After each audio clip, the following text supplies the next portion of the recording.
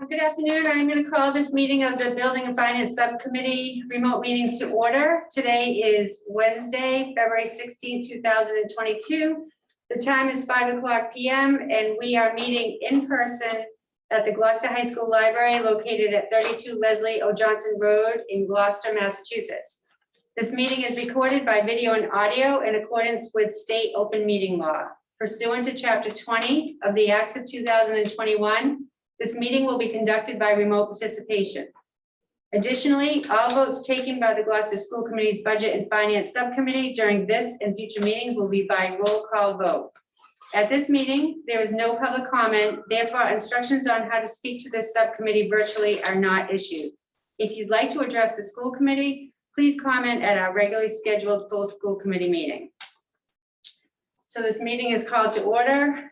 Let's go around the room with who is present here. We can start with Cody. Cody Marshall, Finance Director. Ben Lummis, Superintendent. Gary Frisch, CFO. Melissa Prince, School Committee. Bill Melvin, School Committee. Grant Harris, IT Director. Maria Puglisi, Recording Secretary. Thank you. And member chairperson Kathleen Clancy will be with us shortly. So our first order of business is the Chief Financial Officer's report. Okay. Want us to begin? You can begin. Yes. Okay, thank you. Kathy just arrived, so it's perfect timing. Hi, Kathy. Okay, tonight we're going to do a few things. One of them is to go over the budget for FY22. And then we're also going to look at the budget book, a preview of it. We're going to have the budget book at the next meeting. And then we have IT is going to have a presentation on upcoming projects. We'll talk about a few transfers. And I believe that's it. So without further ado, let's begin the meeting. So the next slide. Okay, as I mentioned before, we're going to review the budget update for FY22. Keep in mind when we do a budget, it's always a year in advance, right? So there's a lot happening all year long. The budget is very dynamic and it changes. It's not static. So this is part of our budget management process. What we do is we compare actual to our budget. And in salary and benefits is our first two categories. Now, the reasons why salaries will vary from the budget is because we hire, sometimes we have a placeholder of $61,000. And we may hire below that rate. Also, there's people coming into the district and leaving the district, resignations, retirements. Sometimes it takes a while to hire someone and a position is unfilled for a portion of the year.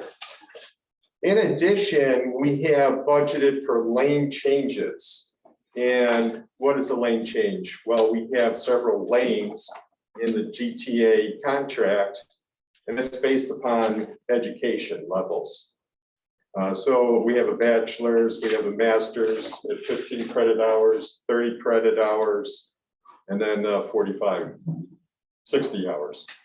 So what happens is someone may have planned for a lane change, and they tell us a year in advance, and we budget for it. But for one reason or another, they don't finish their degree or their additional credits. So we don't add that to their salary. So that could be a significant reason why we're under budget. It's not everyone completes what they had planned on. Another item is we look very carefully at the health insurance.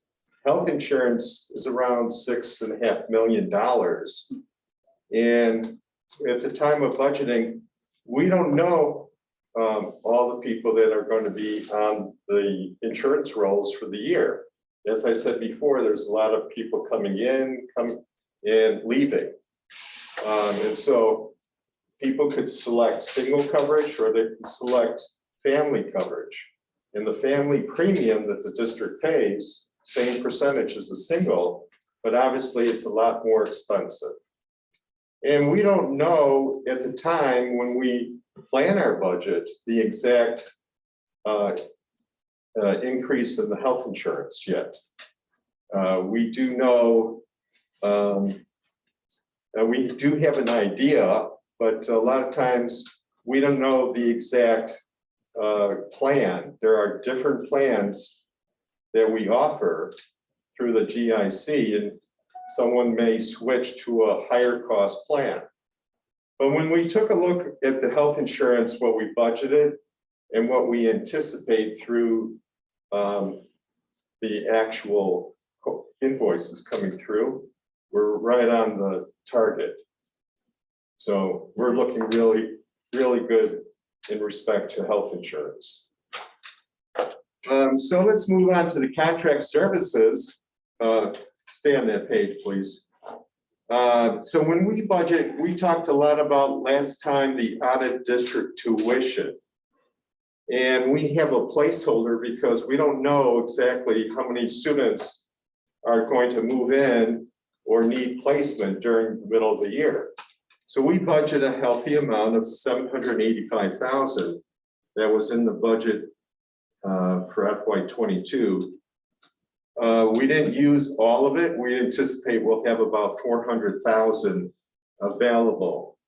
Now, what we do with the money from the salary and benefits and the contracted services, we make a prepayment to one of our providers, that our largest provider, which is North Shore Educational Co-op. And so let's turn to the next page, next slide, I should say. So here's the FY22 budget update in, categories, a small number of categories that we group all the accounts into these 3 different categories. Salaries, now that's a significant part of the budget is salaries. They represent around 70%, and then health insurance around 15%. So the bulk of our expenditures are salaries and benefits. And it makes sense that we'll have more money available in the salaries than what we. What's going on? Sorry, my fault. Whoop. Speakers? Also, okay, good. Thank you. No problem. So we're projecting at this time 800,000, 829 to be a little bit more precise. Contract services, as I said, 400,000. And now what we do in the business office, we have a check and balance system. I do the initial calculations, and then Cody comes up with a separate his own calculations. And then we see how close we are together. And we came fairly close. Initially, we were, he had more money than I did. And what we found out was there was one payroll that wasn't posted. So we called up the city and said, post that. And so then we were very close to each other. And so that's a good check and balance. So we're looking like we'll have, as we planned in our budget presentation, both the superintendent and myself, we plan on $1,250,000. We're still holding to that. And then we'll have a small balance left over after making that encumbrance. So what we'll do is encumber the money in FY22 and pay it in FY23. Now, what else is interesting is that, and this is a key point, we're going to give you the same exact format each and every month going forward. And as we get closer to the end of the year, we'll be more, much more closer to the actual number. I just want to stop, I see if Bill Melvin has any questions on that, because I know this is newer for you. And the prepay tuition is often spoken about, so I just want to make sure that you understand before we move on. Yeah, no, I Okay. think I get the gist. Okay, Great. Thank you. thank you, and thanks for stopping and checking. And you're very well. So let's move, so that's the picture, and then we'll, like I said, we'll have that same format for you to compare each month as we go forward. So now that we're turning the topic to our next agenda item. We're looking at the preview for FY23 budget book. Now, the budget book is really in two parts. The first part is these tabs 1 through 13, and we'll go over those. The second set is alphabetical, A through N. So A through N is the heart and soul of the budget. And those are all spreadsheets and lots of numbers, and we'll go through that. And then this first part is a lot of different components that provide backup support to the budget.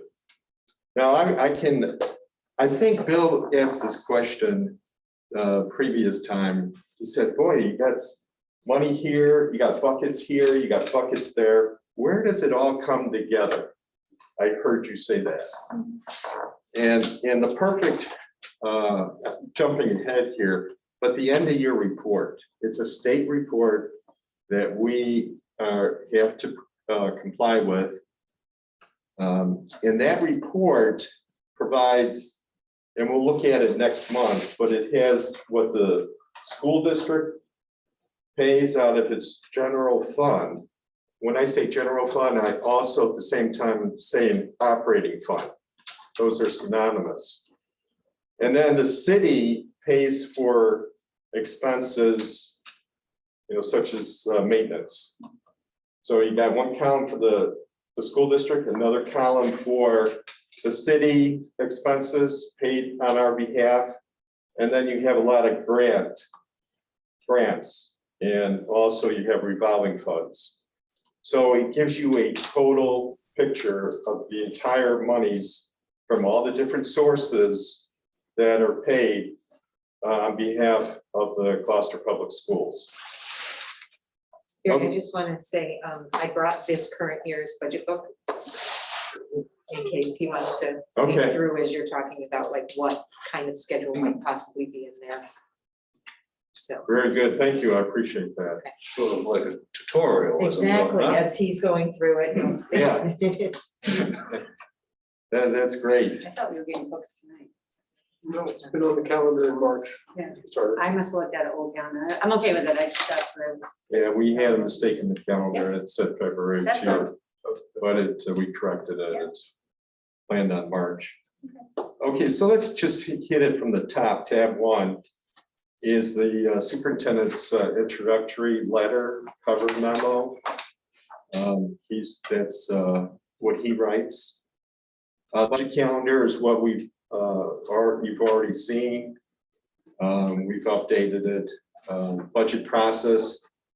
That is the budget development process. And we covered that in the December BNF meeting. Capital plan, that is going to be unveiled in the spring. So we're still working on that. That's a to-do. The enrollment superintendent had a whole separate report in a previous school committee meeting on enrollment. I'll let you in the previous budget presentations or the appendix in the current budget presentations. And it was in the current under other information. State aid chapter 70. That is a very complex formula, but we'll go over the different. We'll go over that in a try to make heads and tails out of the state aid, chapter 70. We'll go through it and point out the different components. Grants, we've already shared that at the previous presentation, and that's in the slideshow that you've seen. But we'll have a separate report. And I've talked about the end of the year report. One of the deliverables from the end of year report is DESI comes out with the operating expense per pupil. And so we'll see the total cost divided by the number of students, and you get a cost per student, which is real interesting. And during the presentation, I said that the cost was very close to the state average. Yes, Gary, so every district is submitting the end of year report. yes, yes. Out of district tuition, in the slide presentation, we talked a lot about the out of district tuition and saw the connection to prepaid tuition. Revolving funds, we report on that periodically throughout the year, and that gets updated. Salaries paid by grants, we were going to talk about it at this meeting, but we're going to defer that to the next BNF committee meeting as part of the budget book presentation. And then, of course, the budget summary is a summary by department, one page, and it shows total budget and a total increase that we're asking the city for. So that is tabs 1 through 13. Any questions on this part of the budget book? I don't see any. Okay, we're going to now look at some, we're going to look at the next part, tabs A through N, and we're going to go through a few examples. So the examples that we're going to look at is, we're going to look at O'Malley, the high school, special education, as well as IT. Okay, so Cody, if you wouldn't mind pulling up the first tab. Okay, can you enlarge that? It's also in the drive folder too, if you want to go on your phone screen. Okay, so a little bit about the format. Best practices, according to the Meritorious Budget Award criteria, is to have 8 columns. And those columns are 3 actual years. And that is FY19 through FY21. On the left side of the chart, the current year budget, which is the adopted budget for FY 2022. And then we're going to look at the proposed budget that we presented. And then 3 years of projected budgets. So those are your 8 columns. And then we have each line item, a separate account number for the org, and it has an org and object. So believe it or not, the true account number is something like 50, I don't know exactly, but like 50 characters long. 50?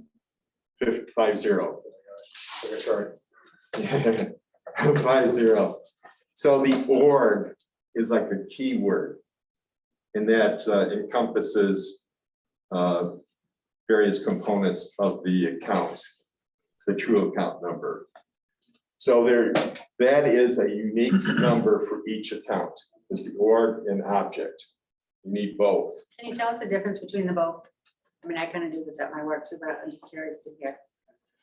Between the org and the object? Yeah, exactly. Okay, the object is the type of expenditure. So the type, whereas the org is a keyword. So it's like a fast, shorthand for the much larger number Of the account. of the account. Now, one of the key components of the large number that's not shown in org or object is the function. So the function could be like instructional salaries, which is 2305, which is our biggest line item. But another account function is the superintendent's office, 12. It's 12, I don't know, 10, I believe. 1210. So each I wouldn't say department, but each section of the school district's budget has a function. One of the functions is like maintenance, facilities and maintenance. So different functions in objects, different objects, but you couldn't have the same object under each function. And the object number is also consistent with the state report, is that right? Cody and I just discussed this afternoon. Cody's Mr. Expert on this. Why don't we hear from him? So object codes for the state are determined. And the first object you see here under the principal assistant principal salary line item, it's 5111 and ends in 01. Object codes for the state then either are for 01, which is professional salary, 02, clerical salary, 03, other salaries, and then 04, 05, 06 are all ordinary expense. As you see here, we have it separated by salary, salary expense, personnel expense, and ordinary expense. You'll notice with our scheme, every object that's a salary will start with 5-1. That's how we denote salary accounts. And any ordinary account will either start from 5.2 to 5.9, depending on the expense. What I will say is I provided both of you with an account breakdown from when you were looking at the warrants. I think it's something that might be useful for the whole committee to see. Yeah. So I could send that out. It gives you this breakdown and examples of not only, these S accounts are all general fund. Anything that starts with an S, general fund. S12, that denotes O'Malley immediately. That's how you can recognize that. You'll see that commonality throughout all of these tabs here. But something like a revolving fund will start with 0300. That's the athletic revolving fund. So there's a method to our madness. And then behind the scenes, what Gary was mentioning, the loan account number is where we have segments that correlate to the state reporting that have the function code and the object codes that they care about. And whether it's regular day, special ed, or undistributed, and then the location, it could be GHS, it could be like any of us who are district wide because we handle anything to do with any of the schools. Grant's a district wide employee as well because he works at all the schools. So these are just concatenated versions of a bigger, longer account that talk to or a crosswalk to state reporting. And the end of the report. Yeah, and the end of your report. Now, the end of your report is you have to report by school. So there's a school cost accounting for each of our schools. And we have a separate operating expense for each school. A lot of information coming at you. I know it's. And is that operating expense a distribution of district-wide? Like, in other words, specific school expenses, but then there's district-wide. Right. Yep. And then you allocate that out to each school? Or is that sitting in district-wide when you report? That I'm going to say, and I'll give you a reason. So the operating expense there was a slide on this, but the operating expense per school is very close to the operating expense for the entire district. So they have to reallocate district-wide amongst the schools. And then we're going to show you a couple others, like we're going to show you what GHS Voc Tech, because most of the schools have very similar line items and salary lines here. But then there are a few variations in terms of the high school, for example. Yeah, here. Sorry. No, that was good. O'Malley, I just want to show you each of these departments or schools has a summary by salary and a summary by ordinary. So if you can enlarge that a little, Cody, as best you can. So you'll notice that under adopted FY 2022, it's 4.2 million for the salary accounts and only 155,000 for the, supplies and contract services. Very small in relation to the salaries. And that makes sense. Our mission is serving kids, and it's a labor-intensive occupation. All right, so let's move on to the high school. As we're moving on, I'm just gonna add to that. That's also probably because a lot of the curriculum expenses, technology expenses, sort of thing are in a separate budget area. So they're not, the schools are using those dollars and using those resources, but you don't see them show up in their ordinary accounts.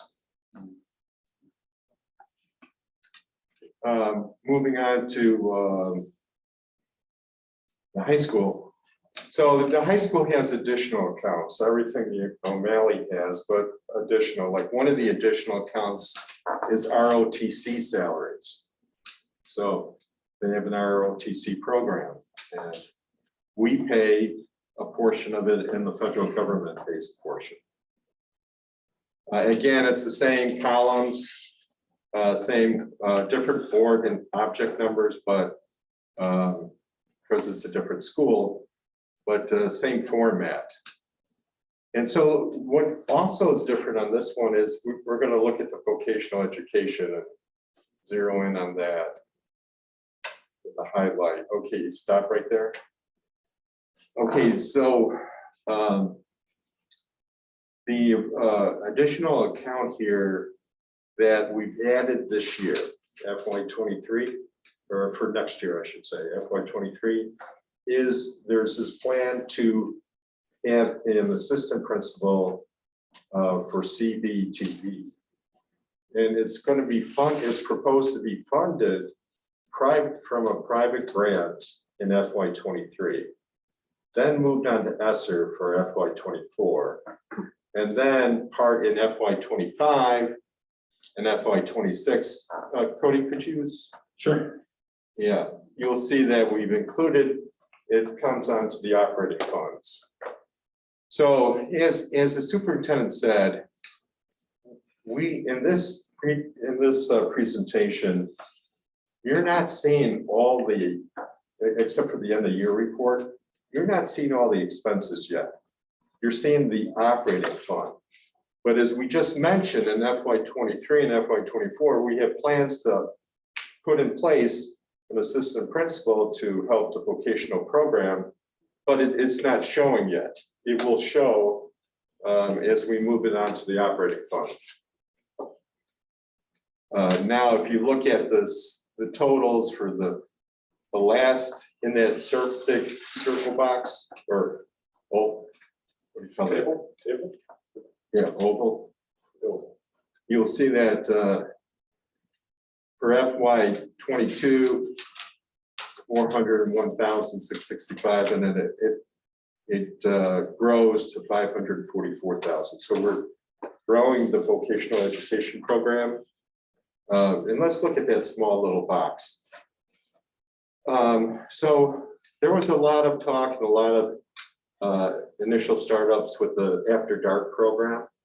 Now they say after dark, but it's really in the afternoon. So, so the name of the program is a little confusing, but we had planned on budgeting 10 students because it costs like $4,300 per student to go to school at Gloucester, and in the afternoon go to the Voc Tech in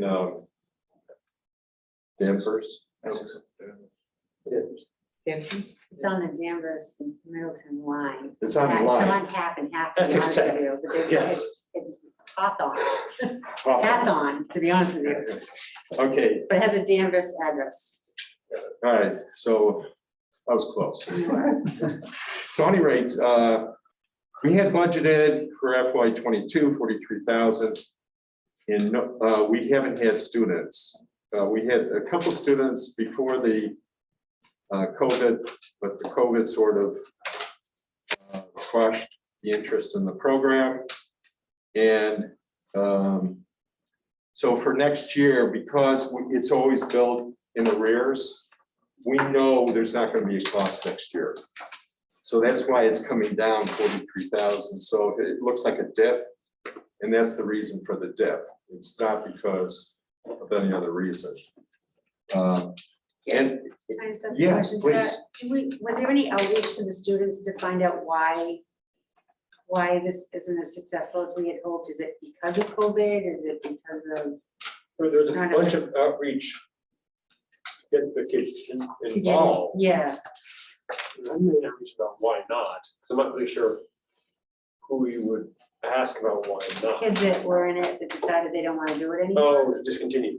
Yeah, Yeah, no, I don't think, Okay. I don't think it has to actually. I mean, I've asked James a specific question, but we could ask him that. I'm just Yeah. curious to know. I mean, it seemed like a great opportunity, but what about that program is not working? But I'd like I to think, know. well, in terms of what James has told me, and again, I'm not sure if this is because he's asked the students directly, I just don't know. Mhm. Was the leaving part. You know, the traveling part, Yeah,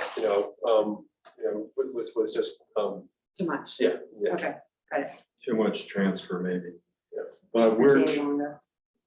we're trying to grow the program and there's a lot of interest in high school. CBT, not with After Dark. Yeah, sorry. They want to stay here. Yeah, with the CBGE program. Mhm. So that's what I want to cover about vocational education. Let's move on to the third, and this is really, really interesting. So when you look at, this is special education. Now, let's see that little oval on the left-hand side. That is, I believe, if I can read over there, West Parish. So these are teachers that teach at West Parish in the special education program, but they're in the special education department. They're not in the West Parish spreadsheet. So just wanted you to know that all special ed is put in this one budget. And so you've got your teachers, you've got your tutors, you've got your paraprofessionals, all in this budget. Now let's look at, there's another highlight here. All right, so we're in this line item. This is therapeutic. We have put the additional salaries that were on ESSER and put them into this line item. So that's why you see a big increase from 892, almost 900,000 to 1,300, 1.3 million, I should say. So we've added 3 positions right there. And then some further additions will occur in this line item in succeeding years. So this is where we're trying to transfer from ESSER onto the operating fund, going methodically at a place that we can hope to afford. You want to say anything? Any questions? No, okay. Move on, can you move down? Yeah. Is there any highlights? Right here, looks like tuition replacement. All right, so this is interesting. I don't know if you recall, but at the last budget presentation I made, we talked about the total cost of the special ed tuition, which was in the neighborhood of 4 million. Now, you don't see the 4 million in the budget. What you see is this is out of district tuition, and it's 1,900,000 and growing 100,000 each year. So that's because we have the offsets. There's 2 offsets. One is prepaid tuition, and the other is the circuit breaker monies that offset. If we didn't have those offsets, that number would be, much higher. And if it's much higher, then we're looking at, okay, we need to balance our budget. How do we do that? Yes. So do you show the reduction every month? Like, is there a credit to that account? For the circuit breaker, does it, on a monthly basis, right, you're projecting by year here. But as you're doing the school, the September report or October report, in terms of actuals, are you allocating 1/12 of this anticipated circuit breaker, or do you put it in when we receive it's quarterly payments, right? Right, quarterly payments. Quarterly payments, so you just forecast knowing what you know, Mhm. it doesn't necessarily get booked. Right. Okay. And I just wanted just to add to that, a little nuance, a little one, is that the money that comes in this year, we bank it and use it for next year. Yeah, the circuit breaker is essentially carryover rather than active payments throughout the year. It's from last year. So we know the amount from last year Right. going into the following year. We like to be in a position of knowing. Sure. Yes, I just, because I was curious, Gary, I went back and I looked at tab number 10 for this. right, So at some point you should be able to connect the dots, right? Yes. I can look at tab number 10 yes, and then look at this. and Yes. Say, the numbers should jive. yes. But you're looking, this is fiscal year 20, this is the 2023. Different, yes. the one we're Yeah, developing. but I'm on tab number 10, it's 2022, Oh, right, and I'm looking at 2022 here, the numbers. Right. Yeah, it should be comparable for sure. Comparable, yeah. Comparable, but it may not be totally updated each tab, I see. we should Correct. be Yeah. getting the updated sheets, but sometimes through the It's process. awful. Yeah. Sometimes. Because we don't finalize it until the end of June.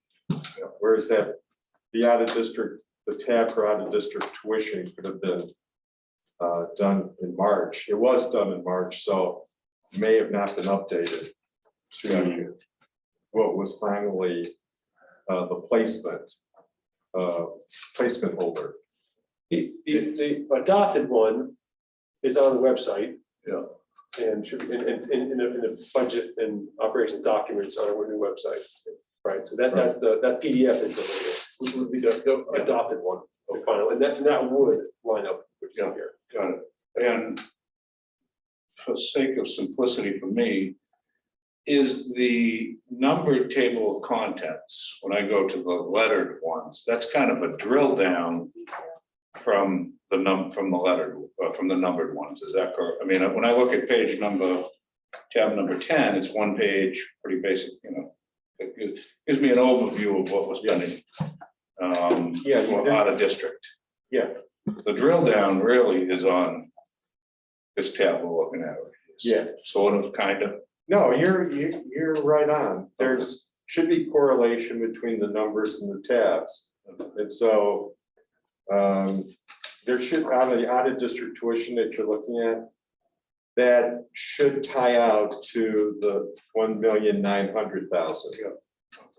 Ideally behind each sheet you see here, this is essentially the cover sheet for that tab. There should be a detailed report outlining each org object. Right. With each line item that adds up to the total amounts within each one. So that's even more of that'll be more of a breakdown that you'll see with the detailed report. I get you. Yeah, let me just amplify that. That was a great point, Cody. So we're gonna add another tab called O at the very end.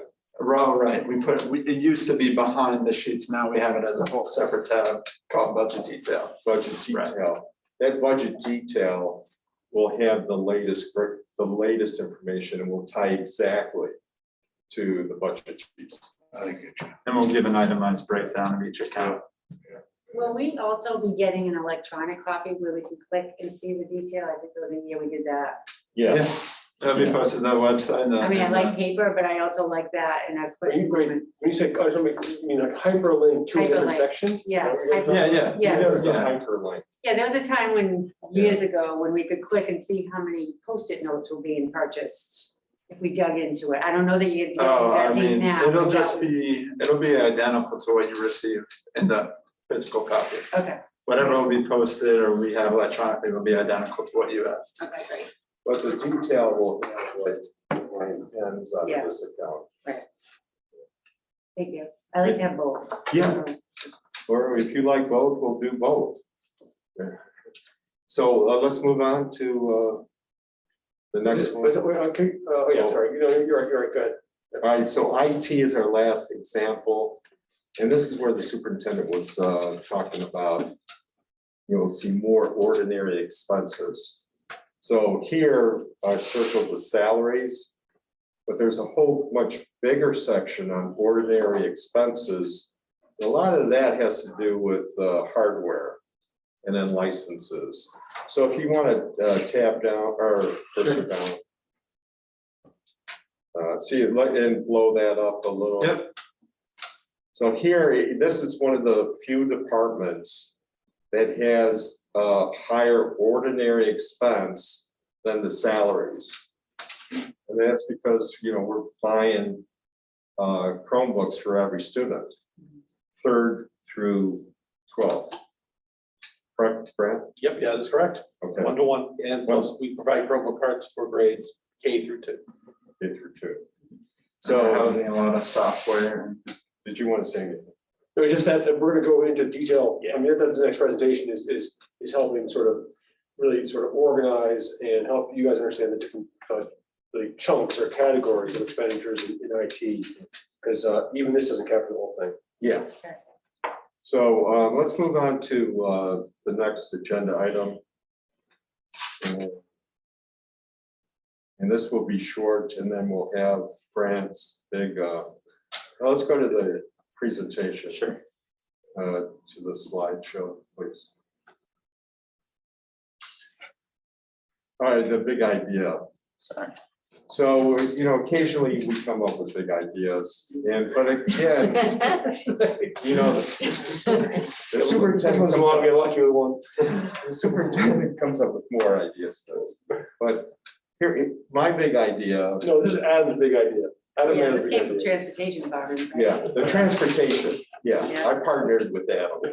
So we came up with, hey, let's control our own environment and begin an in-house 7D ban program for a more cost-effective approach, because hey, it appears that we can save money by running our own vans, purchasing the vans, having our own van drivers, and then traveling to the out-of-district tuition school. So that was our big idea. Then we go through analysis and we test and we say, does this live up to what we think, what we presume? So let's move on to the next one. So you want to get to that spreadsheet now, please, thank you. So here we look at all the routes and we have a cost per day for each location. And we can include bus monitors, nurses, anything that we need to transport the student from Gloucester to wherever the child is going. And then we have, our labor costs, bus monitor, we have the van driver, we tabulated it $17 per hour. Now that's just, we had to do something, come up with some numbers. So that's what we came up with initially. And then of course, the operating cost and health insurance. Now this would qualify for health insurance because it's 4 hours, just like our bus drivers and bus monitors get health insurance, and also pension cost. So when you tabulate all the costs, and we thought initially that we had a large savings. And we were looking at 2 locations. One of them was Hopeful Journeys. We had just a couple students and we thought, one van, but it was 2 vans. And so when we saw it was 2 vans, the cost came pretty close to what we're paying for subcontracted cost. And so let's look at the costs on the slideshow. If you would. On the slideshow? Yeah, thanks. Okay, yeah, okay, that's fine, that's good. So right there, thank you. So on this, we tabulate all the costs, the van driver, the bus monitor, the cost of the van, lease cost, and operating costs, and we tabulated the total cost at $119,000 for 2 vans and 2 drivers and 2 bus monitors. So when we looked at what we were contracting, 2 students? 2 students. Yeah. So, and I'll get to that in a second. 2 students. So we looked at the subcontract cost, oh, $138,000. It's fairly close. So it was, I mean, there's a net savings of 20,000, but we'll see on the next slide. You know, there's pros and cons. We ran a pro and con, like, hey, is this 20,000, is this enough? And then when we looked at the cons, we saw that, hey, our costs are not reflective of pension cost. That's borne by the city, as John Dunn reminded me, and the Medicare. So then there was liability costs in case, you know, if there was an accident, it's on us, not on the subcontractor. And finally, if there's a sick day, you know, the driver's out sick, they provide the replacement. So there's a lot more than just the bottom line that you have to look at this. And when you're tabulating all the pros and the cons, you consider, you say, I don't know if this is worth it. And so the recommendation to you, to the B&F committee is, let's put a pause on this. Let's, you know, revisit, but, you know, it was good we went through the analysis because, you know, 138,000 for 2 students looks like a lot. Now we'll get back into the reason, do we still need 2? And so that question I posed to Katie. So we don't have an answer today, but they're researching that. Is there a regulation that 2 students can't be on the same bus? No, It may be connected to their IEP specifically and the Okay. different needs of those students. Okay. Yeah, in their situation. And have we thought about any surrounding districts that might be going the same way that we could pick up along the way if there's that ability? Haven't gotten there yet. Haven't got there you know, and COVID, I know COVID was a reason that we need more vans yet. Mhm. because we needed more separation. Right. Yeah. So now COVID is, well, it's, yeah. So, The regulations have relaxed a little bit. okay, Getting easier. And the other piece to add is, you know, this is the most expensive 2 vans we have. So if the savings there, just in terms of the money, is $21,000, it's gonna be less and maybe even, you know, even cost us more when we do it in-house. So this is sort of like the most, you know, beneficial one. this was our best example. Yeah. Where we thought, hey, we can try 2 vans. But even our best example, we said, it's too many minuses to consider at this time. But it was reassuring that the 138,000 was reasonable. Which is, well, yeah. Well, and we have to investigate is, do we continue with the 2 vans or can we pull that back? We don't know at this point. Well, in that 138, you know, as you talk about liability and everything else that's borne by the contractor. So now you understand why it's something close to what ours is. But Yeah. higher. Yeah, right, the hiring and hiring alone, as we saw, folks are having a difficult job hiring that they pulled in the National Guard. So there are complexities that bring in-house definitely. Cody and sorry, Gary and Katie did a good job of digging into the numbers. That's what we're sure about. And so this is where we are. It may change if some factors change, whether that's more students in the van or fewer vans, but for now we're sort of in a holding pattern. And when we go about this decision, we're involving a number of people. So it's you know, the superintendent, Katie, the director of special ed, Cody, myself, Lori, Francis. We've got a team. You know, because this is, you know, these are big decisions. And I know in the past we've explored other kind of, you know, subcontracting out Yes, versus right. And then periodically it's good to examine because Yes. people ask, have you considered And it's good that we have a process by which we examine certain scenarios and either validate the way we're doing it or have a reason to change. Do we know other districts that are doing it that we could have some outreach to, They're transporting their is own, this something we're missing? Yeah, for 17 vans. Very few, very few. yeah. Okay. We know that most of them are contracted. And there's very few that are, Doing it themselves. yeah. Okay. All right, any other questions on 7D?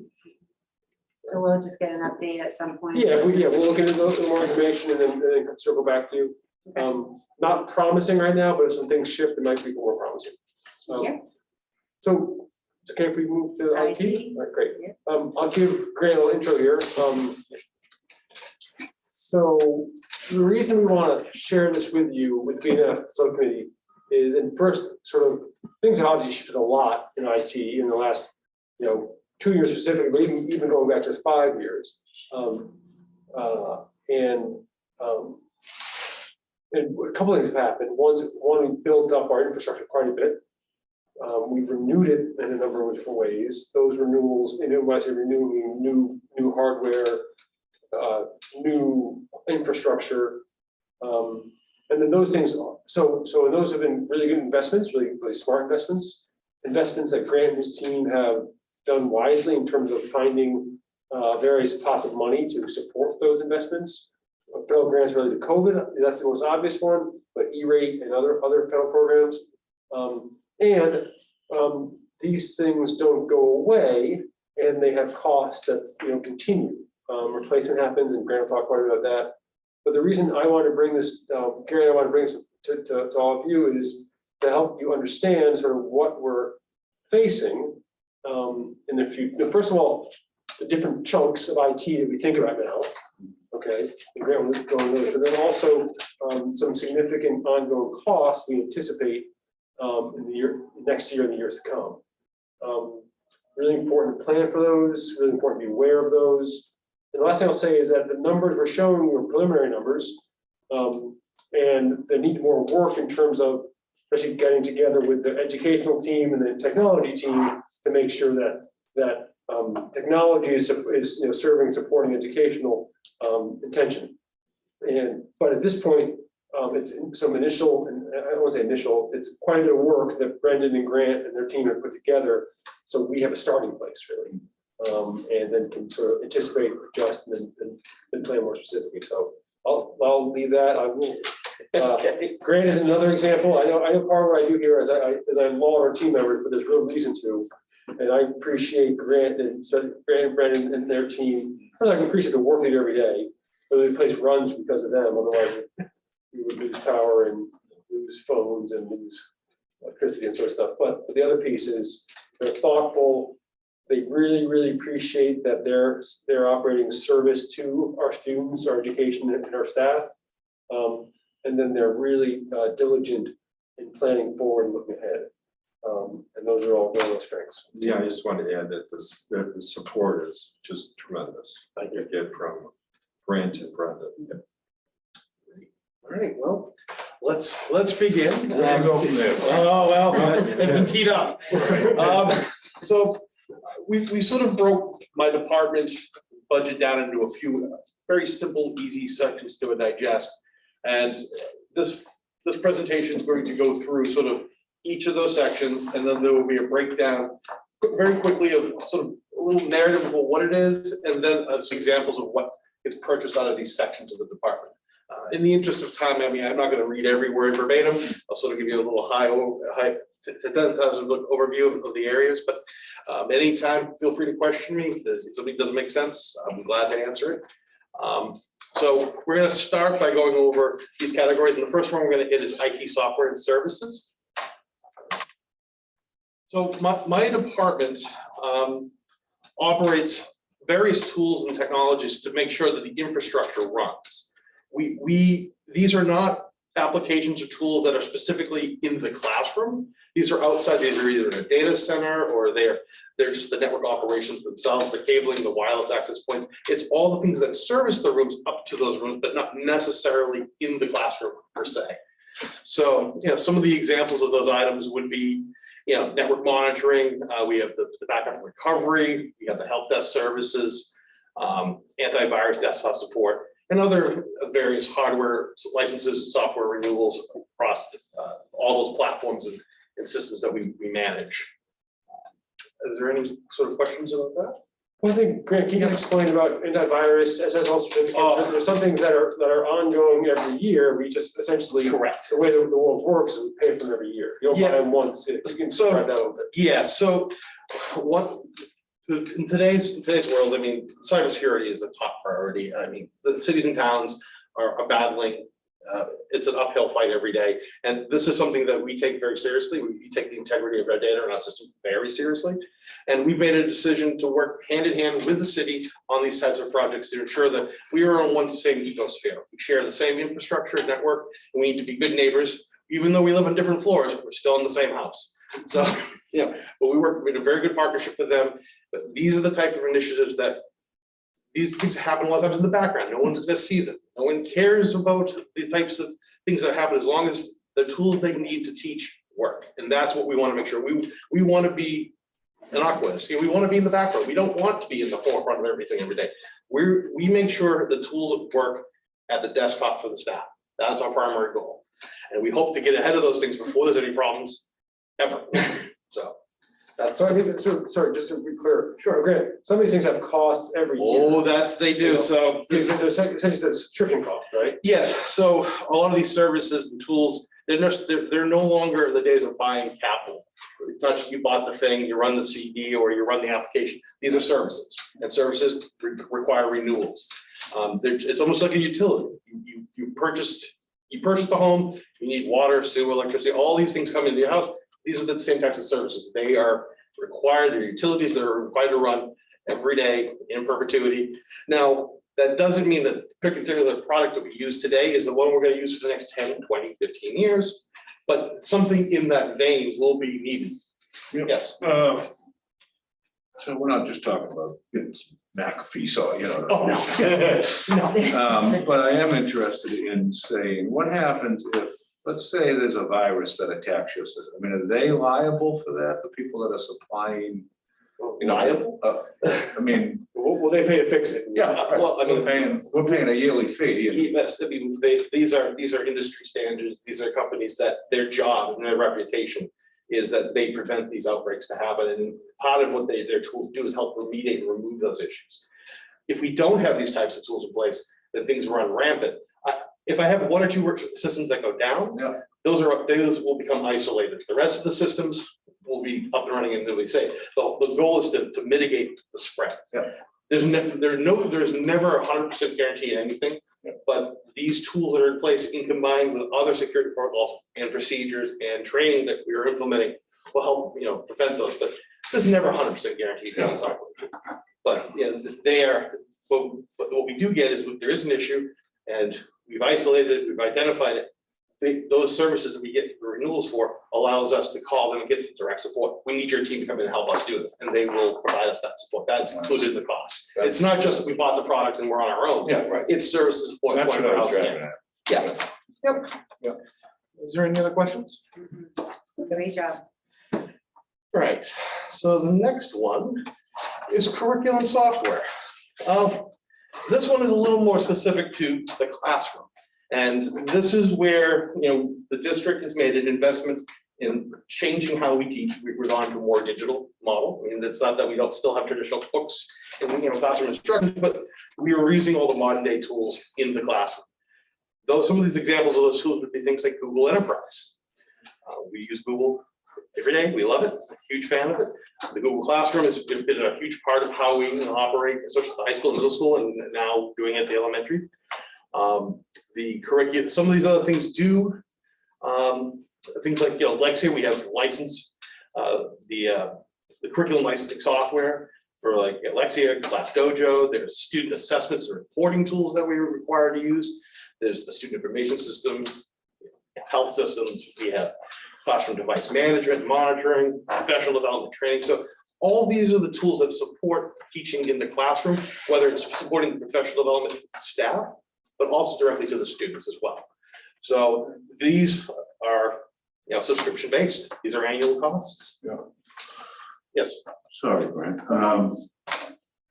Give me a snapshot of what that looks like. I mean, I'm assuming that's educator driven, like the educators say, hey, we're really interested in this Correct. Star 360. Yes. Let's go talk to Grant. No. No. And there's a reason for that. We are the tool builders. We don't make those decisions. We're not educators. I'm saying to implement. So the implementation, that, They say, we want this, you're doing it. well, so that's. Let me answer this side Yeah. until we get the handoff. Yeah. So this is actually really, really important, Gloucester. It's really what, Ben? This is important, the way Gloucester does this is very important.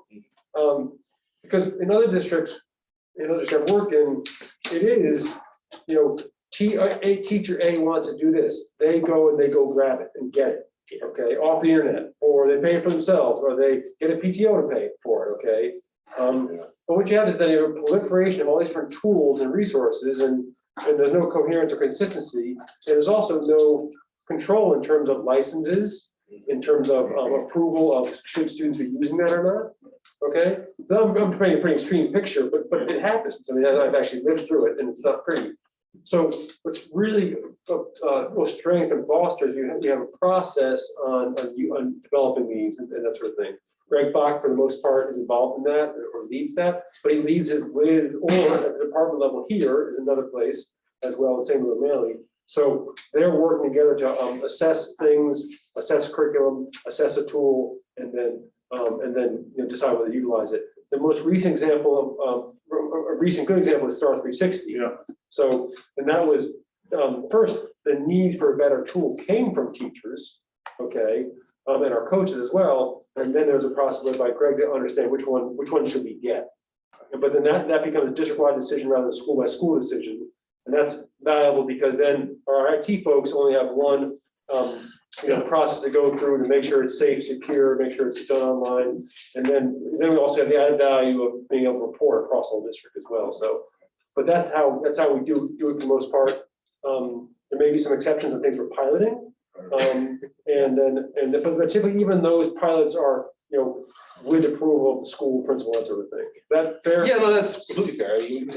IT doesn't work in the vacuum. We get the request, this is the project, and we will do our own independent research to make sure just because you found a service doesn't mean it works in the environment that we have. Right. So we do work very close with the administration. There's the ask, we do the research, we say, yep, we can do this. And we ask them, when's the timeline? And hopefully it's not tomorrow. Sometimes it is. Yeah. Well, but I would say generally speaking, curriculum decisions don't happen overnight. They take a long time. They're very thorough. And before we start making commitments for these types of tools and services, which are very expensive and do have annual costs, they make sure that they're vetted before that happens. So it's not an IT, we help maintain access to those tools and services. We don't pick them. Yeah, So, right. Yep. That makes total sense.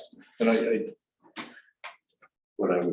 what I would anticipate. And I think it's good to hear that we don't have a hodgepodge of teachers going out there or educators going out there. Different software.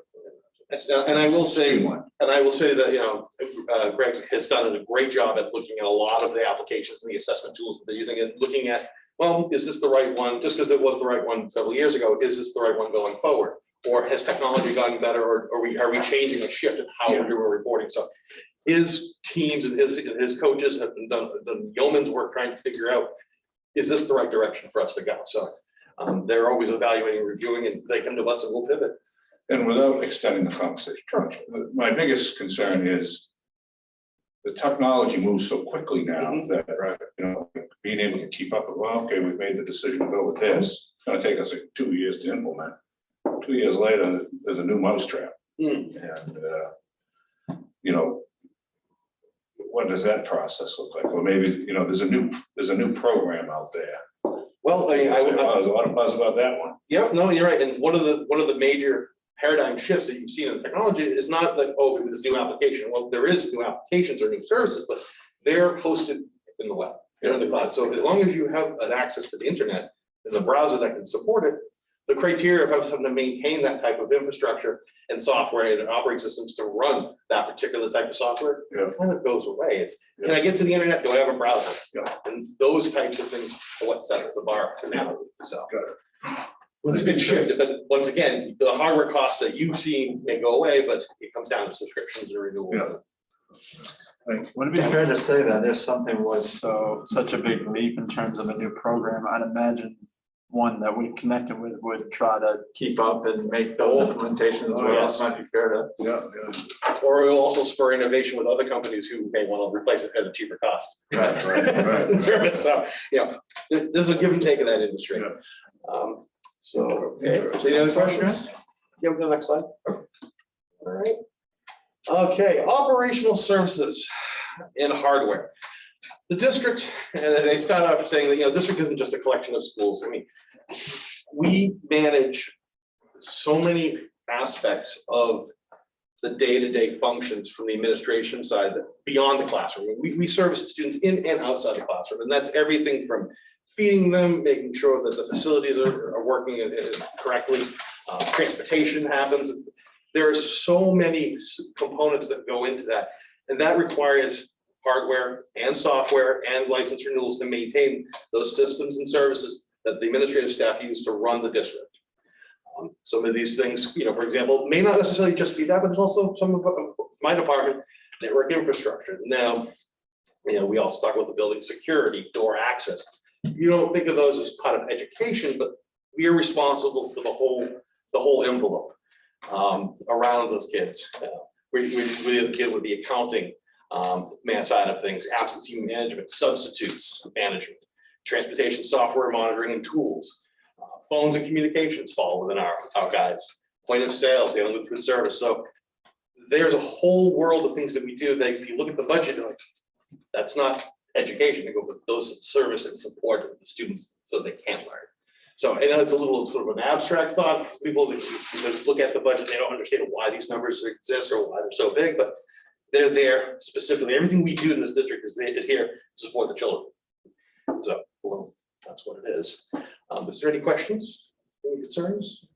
I think often folks forget that we're a $4 million organization that, also is running facilities, which means you need all these things to do that. And, you need the business side tools, and then you need the operational tools. Yeah, I just want to correct the superintendent for a second. He said 45 million, it's a 65 million. When we add the city's on behalf payments and the grants. I was thinking operating budget. Thank you. Well, it's still a large number. So I won't do that tomorrow. And It's fair, it's fair. and then we get to the last major category that we have. It's the classroom devices and hardware. So this is the nuts and the bolts. So these are the things that the kids come in contact with every day in the classroom and the staff as well. And this is actually why we're here today. Correct. This is a great launching point into where we're going. Okay.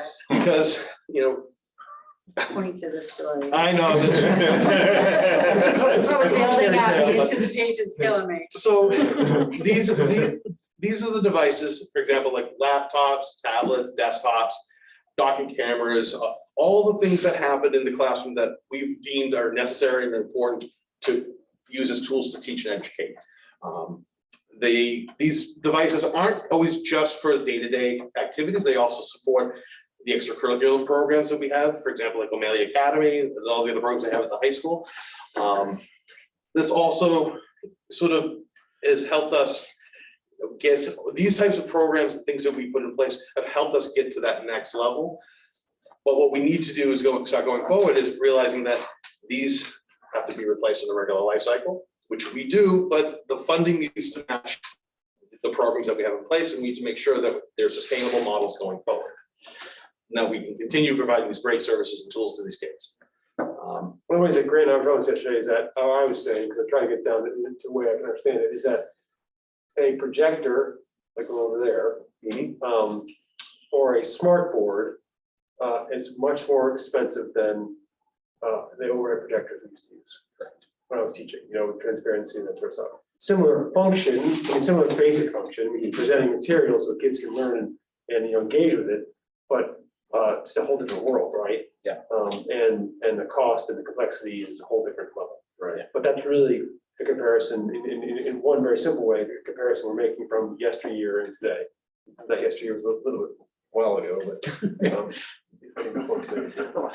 Makes me feel old now. All you had to do was project, you didn't have to take information from here and there. and Well, that's the other thing, right, everything right, yeah, exactly, it was what I, as a teacher, at that point, creator pulled in, I was the pulling in device, the teacher was. Right. But now it's, obviously different world, so.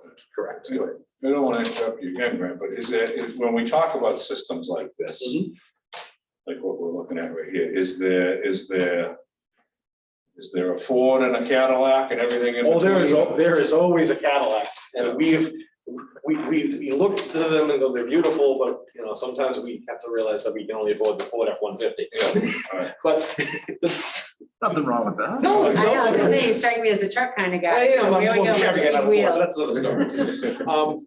But my department is very conscious about costs, and we understand that, we are stewards of taxpayers. We can't just go throwing money out because I want that latest, greatest thing. That's nice, but we have to build within the scope that we're given. If the educational model says, I need a device that does X in the classroom, my staff will go out and say, okay, based on quality, reputation, and the price of that unit, what's the most devices we can get in at the best quality that we can afford? We're always conscious of that. And if we find that there's an issue with that particular model or product, we'll reach back out to the administration and ask for some guidance, like, how do you want to do this? If it's going to cost extra to do a little bit more than what you thought, or do you want to pivot? Do you want to change the model? Do you want to pick a different device? So we don't operate in a vacuum by buying these hardware.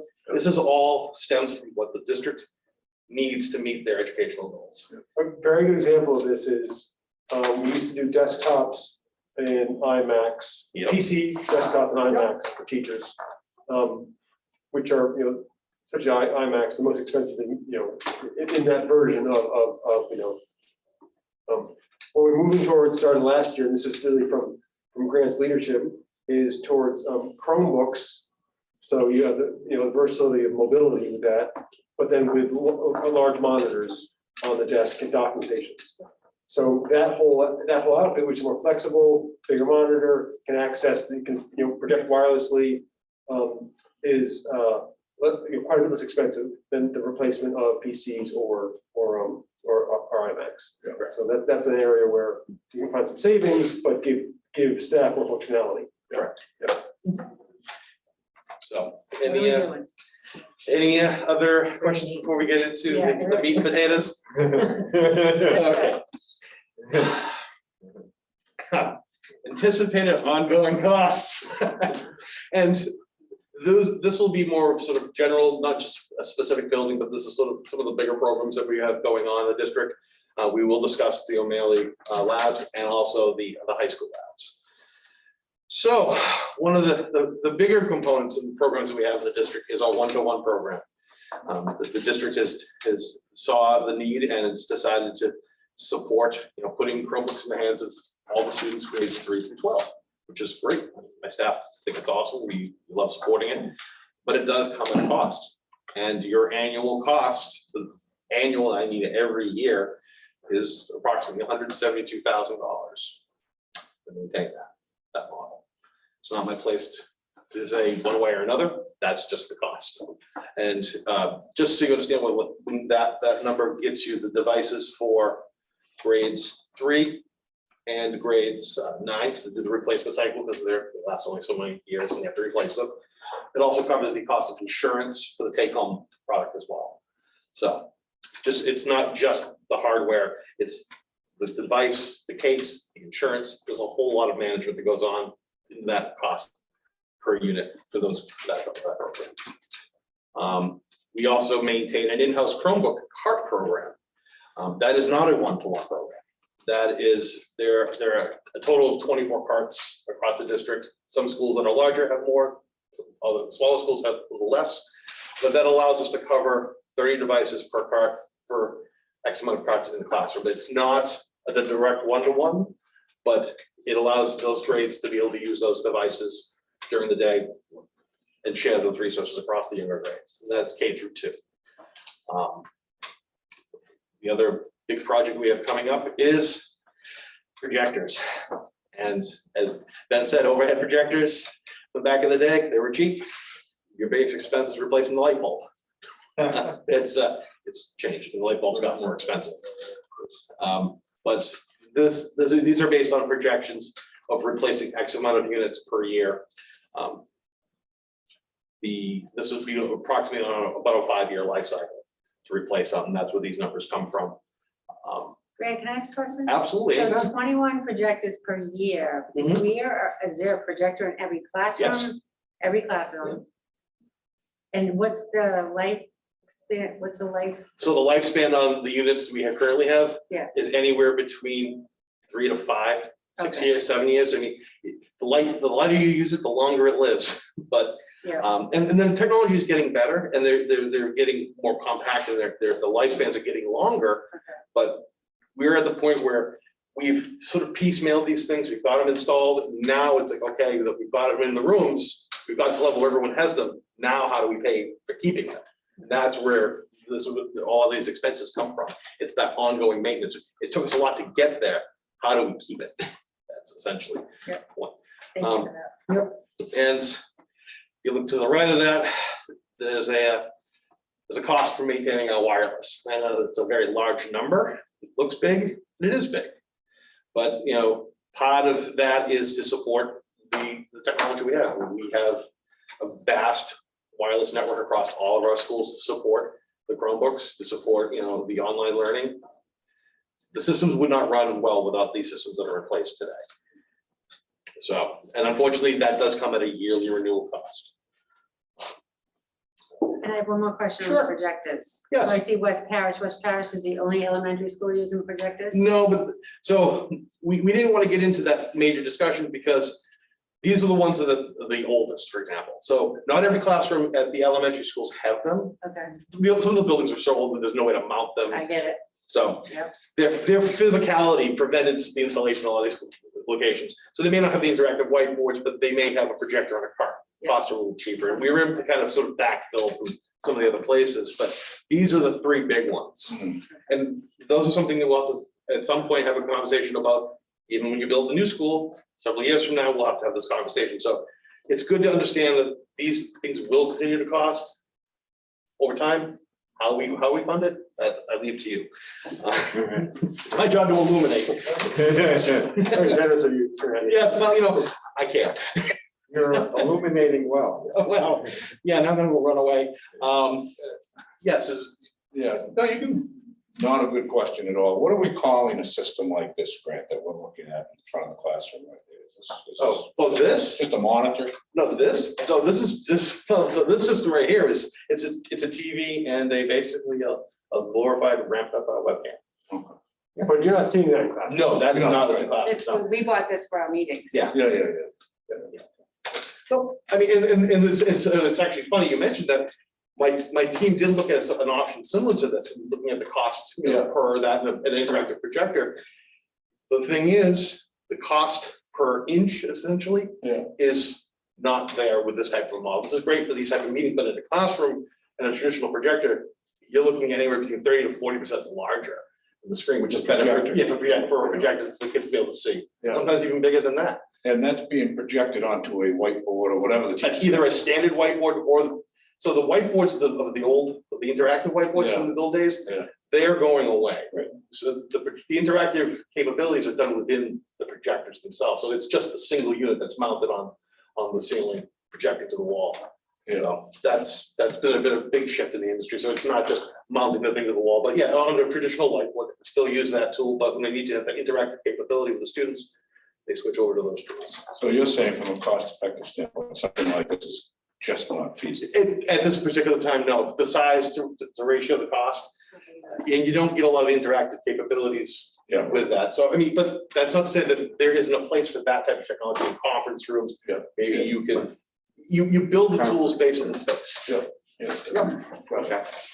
And the last 2 items are kind of the areas we're gonna be digging into, and it's talking about the lab replacements at the high school and at O'Malley. So that being said, we're gonna jump right to it. So O'Malley.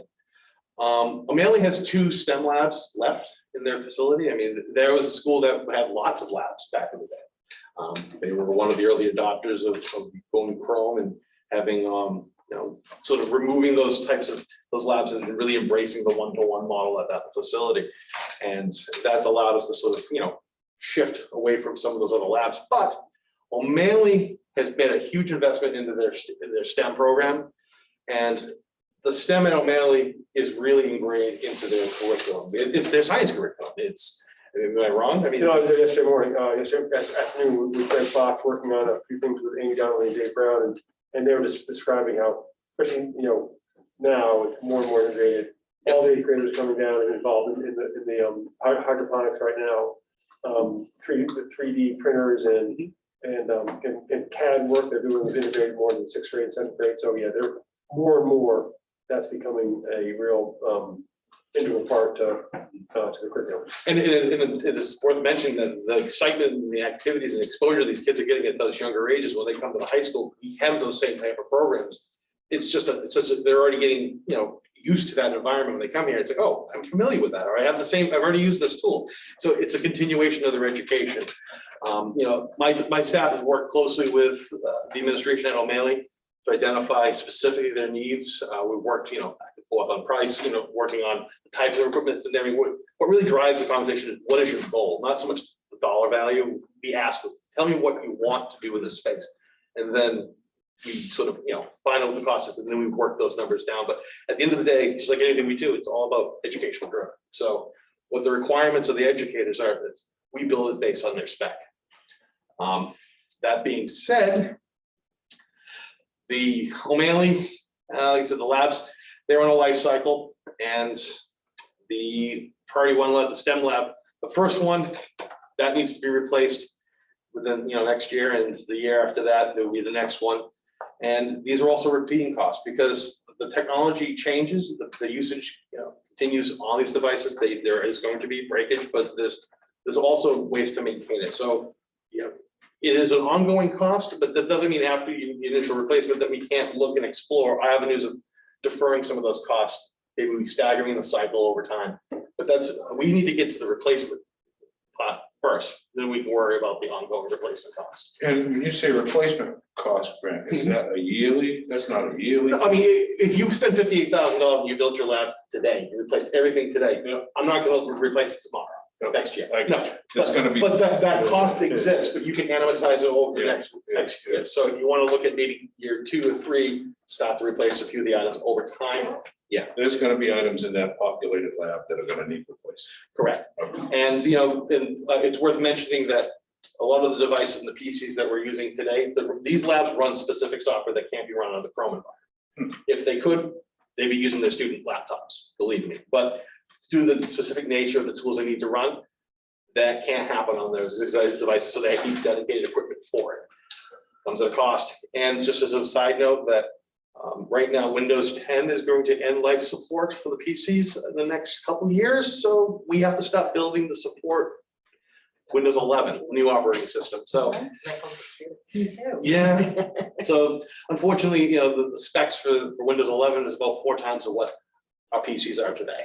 So we need to, when we're building this lab up, we know this is a huge financial cost, and we're cognizant of that, but we also need to know that we're making an investment over the next X amount of years. So we need to make sure we get the right equipment, so we don't have to keep coming back to the table every year asking for more money, because we bought this and we have to replace it because it's the wrong thing. Yeah. Any questions? And I guess just want to throw things at me. Sorry. Not yet. Oh, that's the next slide. Was that out loud? Sorry. Yeah, oh, sorry, yeah.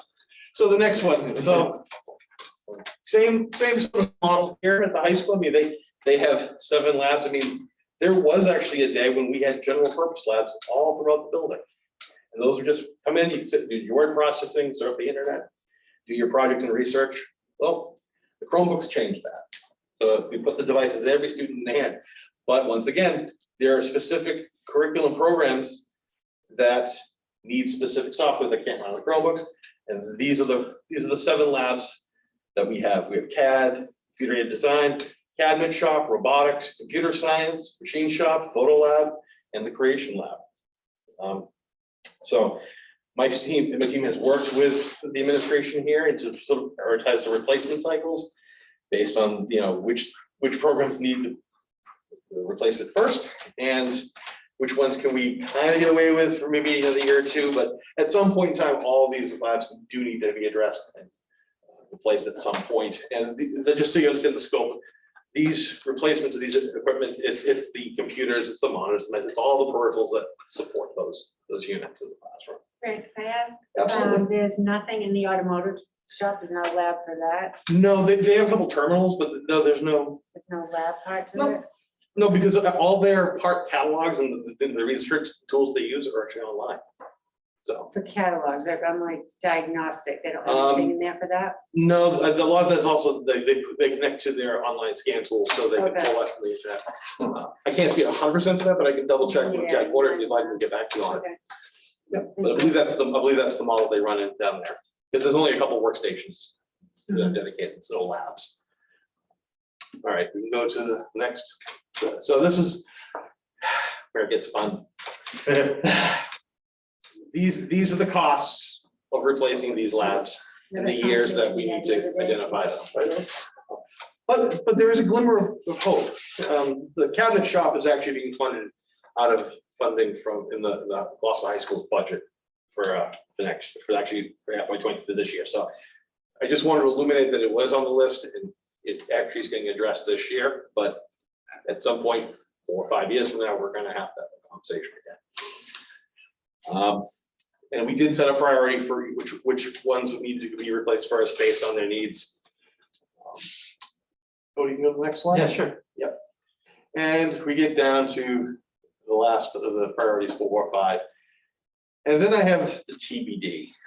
That is the creation lab. I mean, this was sort of a lab that was sort of put together for bits and pieces, multiple grants put together. So I don't really have a full understanding of where the longevity of this is going to go. I don't know where this integrates with maybe the other shops. This is a curriculum-based decision, not an IT. We are just illuminating that this is what's the resources that are in the room. This is the lifespan. This is what needs to be replaced. Where's that lab? That's the back room. Here, they do a lot of content creation. They work with Melissa, not Melissa, Samantha from the library. Tex area. Yeah, Tex area, she manages that program, so, yeah. Any other questions? So the major challenge here is if you're thinking about a life cycle, you can see that with the 7 labs at the high school and the 2 at O'Malley, even if you're on a 5 or 6 year replacement cycle for a given lab, by the time, and you do 1 or 2 labs a year, by the time you finish doing each lab, you're back to the beginning. Correct. You know, so really are looking at, this is really the primary reason. I mean, there's all the infrastructure we have in categories 1 through 3 we showed you, but then there's this one too, right? And that's, you know, it's, I mean, a couple things. I don't want to say it's just a fact of life now, because life can change and we can go different routes, okay? I'm not suggesting we should. But we also have to, you know, all be realistic, you know, we have to plan ahead and prepare for these costs, okay? If we can't support them, then we make other decisions, but the intention is that we plan it in a way and spend it in a way that we can support, okay? I will say this is, and Grant said this, that these are sort of, I won't say they're initial costs, you know, they're sort of one or maybe 2 versions through, but we'll need to continue to look at them and understand how to do it. You know, the most recent example was the photo lab, and that was recently, just this past year, that we replaced completely. Yeah. And that was through a grant from GF. GF had helped start that and launched that lab, and then 4 or 5 years in, it was time to replace it, and they stepped up again for us. There's opportunity through grants and you know, federal and state and other grants in these areas. They're attractive in many ways. And then also just, you know, what's our work to understand the cost, reduce costs, extend lifetimes, that sort of stuff. But just want to make sure that you folks had both the scope of all the IT work that exists in the different categories, because they're different functions, obviously. And then also, you know, these costs, which may be considered capital, maybe equipment, maybe considered operating, but to really push us to think longer term and be very careful about it. Unfortunately, in today's IT world, I mean, the days of, like I said, capital expenses, constantly buying the thing every couple of years.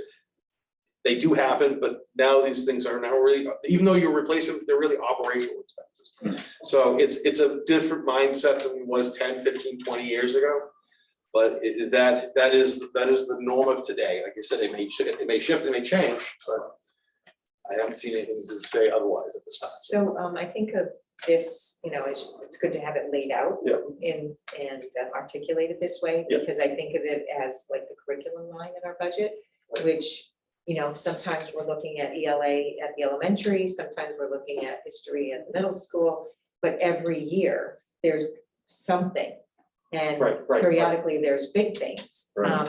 And with respect to some of these school-specific things, we will always want to provide our kids with things that are pretty cool and cutting edge. And so to the extent that that keeps Grant excited about some of the things And he's busy. doing, and it's not predictable, there's gonna be something. And we're not gonna, as he said, we're not replacing just to replace, but sometimes the particular subject matter moves, the opportunities move, and we could be providing things that are much more robust for our kids. So there's gonna always be, hopefully, things we dream about for our kids, and if we can fund it, we can deliver, but at minimum, it is really kind of a replacement. And this is one of the point of the presentation where I get to kick this back to Gary. Or I can take it. Or Let me take it. So we've laid out, obviously, there's a need, there'll always be a need, and there's some immediate need, and because of the way we budgeted and the contingency that we've allowed for, we're sort of putting this out as something to consider and think about. Just the fact that we mentioned 2 labs that are the highest priority, the STEM lab, one of the STEM labs at O'Malley and the CAD lab here. Actually, both these are connected because they start using CAD in the STEM lab at O'Malley. And that's something that for a middle schooler and then high schoolers to be involved in is actually puts them on a really interesting path, for those kids. It really prepares them quite well for steps beyond high school. So there's a contingency of $200,000, the school committee contingency. And so what we would suggest or recommend now is as a placeholder for $109,000, this we're gonna wait to come back to you with a formal decision on how to use a contingency later in the springtime, but want to have this as sort of a placeholder as a strong possibility and a real need for the use of those dollars. And that would allow us to purchase the equipment as Grant described for both those labs this fiscal year, but install it, maybe not in time for the beginning of next year, but shortly thereafter, sort of thing. And we haven't used any of, I don't recall any votes yet this year on school committee. Right, no, correct. That's a good thing. I must say, Am this I is supposed exciting. to, Go I think I'm ahead. supposed to go through the chair, aren't I? You can just speak. I mean, and I'm just throwing this out, this out here, Ben. Does it make sense to look at, for lack of a better term, like you mentioned the GEF, are there partnerships out there within the industrial world that might say, hey, we're willing to partner with you to put a new lab in, or, I don't know, I'm just kind of throwing it We're out. actually meeting with GF and a couple local folks about that sort of exactly sort of partnership. Yeah. But I will say this, that, and this is another reason for sort of putting this out there clearly and getting our heads around it, is there's a lot of different opportunities. Grant and his team have been fantastic at lots of federal and state grants. Yeah. And have really, I think for this year, for all the replacement of the staff devices, have gotten a grant for, to replace all those. Yeah. So whether it's operating, capital, grant funding, private grants or public grants, that's all places to look. Absolutely. Good. And why I was asking about the auto is there's so many grants out there tied to vocational education. So if you can link that to that, that opens up a bigger variety of applications that can go out. Because it seems like the same schools are getting the same grants over and over. But Gloucester does vocational, so let's apply for those. I agree. And that's why we need a director. Yeah. I like the way you tied that all in. That was Well, nice. The grants pay for the Comes full director and circle. then There they you go. get the That's grants. That's pretty good. We want Grant to get his grants. Yes, I do. And, and Ben does, he mentioned that, we are working with these partnerships, these local businesses. And we love giving the money to buy the technology to put in the room, but once again, we always have to remember, just like when you get a grant, purchase the thing this year, it's not gonna be there next year, the year after. So we have to figure out, is it possible to make it a long sustainable model with these partners, or how do we maintain it? It's a conversation, right now it's the conversation, but it's a conversation we need to have, so. So you don't need a vote tonight. Unless you're willing. It's up to the It's committee. up to the committee. So, the contingency fund, we have 200. And remind me again last year what we used that contingency for. I mean, I know it's COVID, I know things were different, but I'm just, I think if you we, know, early on, we moved that to salaries. okay, That was because Yeah. we didn't know of the COVID funding. Yeah. We were nervous that we had all these remote salaries, remote teacher salaries. We needed to kickstart the funding for that. and Grant, what do you see a timeline for this? I mean, I'm sure the sooner the better for you, Well, does it excite you? Yes, it excites me, but there are some logistics that we They have to still take. need to be figured out? Yeah, well, as far as, it's supply chain. Yeah. And whether, there's also the rules of purchasing. Chapter 30B dictates that I have to receive the goods and services purchased within this year. So while we do have some time, I do need to get something into the pipeline, so it's delivered and received before July 1. So now I go back to you.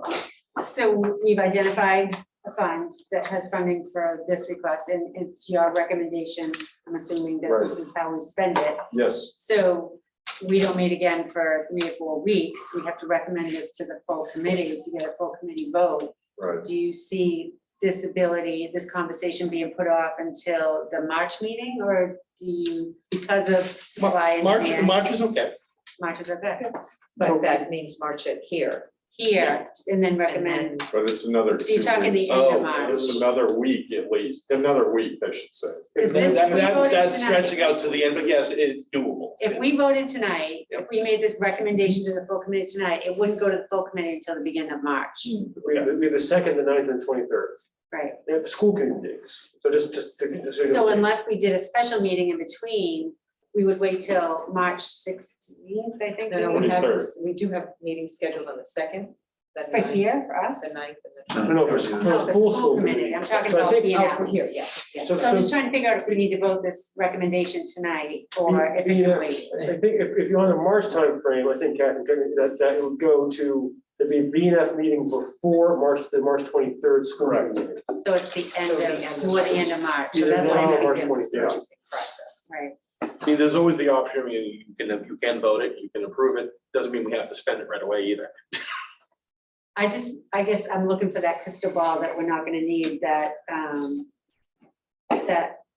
account for anything substantial going forward, and I know you don't have a crystal ball, but I'm just trying to. Looking So for that it. 9th. Yeah, I don't have Organize, the is there crystal ability ball. to, if there is an emergency? Okay. Yeah, The only thing, this is, that's obvious, but, a month from now. Yeah. Things are a little clearer. Yeah. That's the best crystal ball we can give anybody, right? So it's gonna be clearer on the costs or the need, or both? Clear on the cost, but clear on The path what to. else has gone wrong that we might need to contingency for. Yeah. Oh, I see. Yeah, we would be Yeah. clear that we're 1 month closer to the end of the fiscal year, things haven't, there's no costs coming up that are unanticipated, and we still have, the funding and the budget available. The contingency will be used as this priority as opposed to something else. Wait, when I heard you say supply chain, that just triggered with me.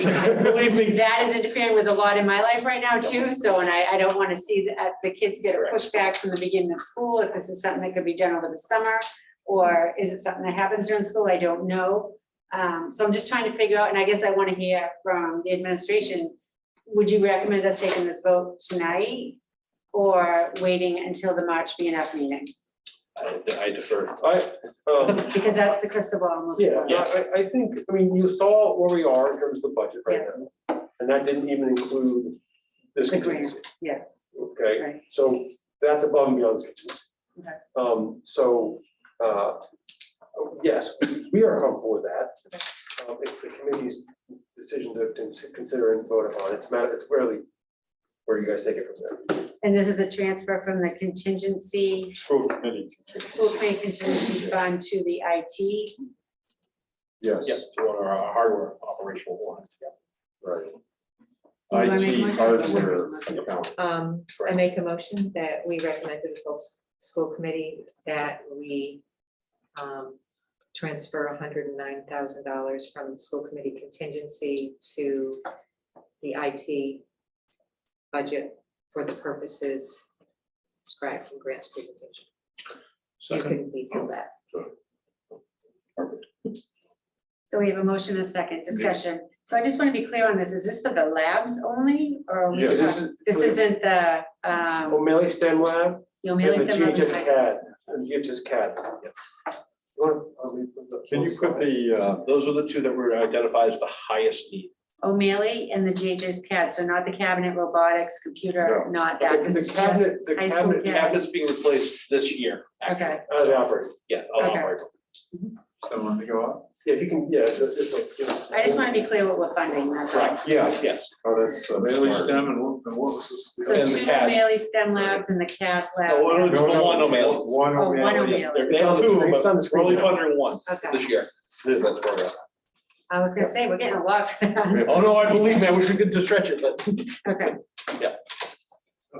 And the work we have to do here is to nail down, really, what's the, to make sure, I mean, and Grant's already done some of this work. But, you know, sort of the last double check on checking education and technology to make sure that, that we're getting what we need there. It's not gonna go above this, but it could go lower.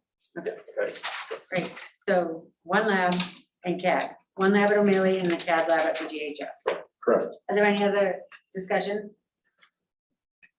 Roll call vote, Maria? Melissa, Yes. Kathy, Yes. Bill. Yes. Thank you. Okay, so we have little time here, 6:42. So review staff funded by grants and revolving funds. That's deferred to Third, next next month. meeting. next meeting.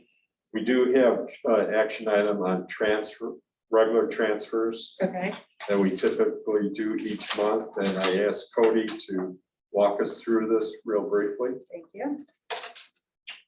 Sure, just like you saw in the last meeting, there's some of these budget transfers that are just within our operating fund or general fund. And most everything is ordinary to ordinary within the same department. And actually here we get to look at the long account numbers we were talking about, which are broken down into segments, which help us cross. And there'll be a quiz Right. next time on what all this. Yeah. But, yep, We like to So- educate. the biggest one here is Grant and Brendan made a budget transfer, but within their budget, within their ordinary accounts to purchase more Chromebooks. Everything else is pretty small. So I guess it wasn't all just general fund. I apologize. This is also school food service, as you see here. It starts with 0012 rather than any of the S accounts like the general fund. Nice. And it's just ordinary to ordinary throughout. So we recommend that you approve this as presented. So moved. Second, oh, yeah, Bill second, it's the same person second. Any discussion? Roll call vote? Melissa, Yes. Kathy, Yes. Bill. Yes. And the final item just says budget transfer. That was it. That was it. What was, oh, okay, I see the other one was the, got it. Motion to adjourn. Yes. Second. All in favor? Oh, roll call? Melissa, Yes. Kathy, Yes. Bill. Yes. Thank you very much. Thank you. Thank you. Folks. Thank you, Grant. Meeting, not the rules. Thank you, Grant.